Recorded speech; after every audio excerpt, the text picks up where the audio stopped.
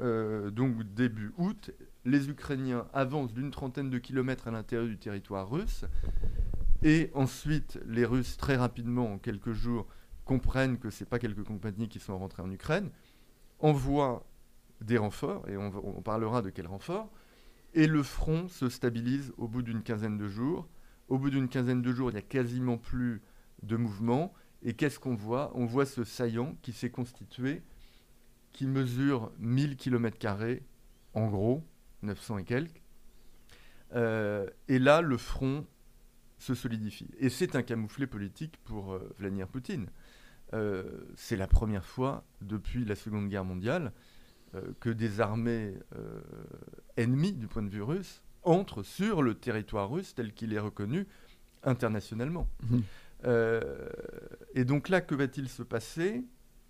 Les Ukrainiens comprennent qu'ils ne peuvent plus avancer et donc ils commencent à construire des défenses, des tranchées, etc.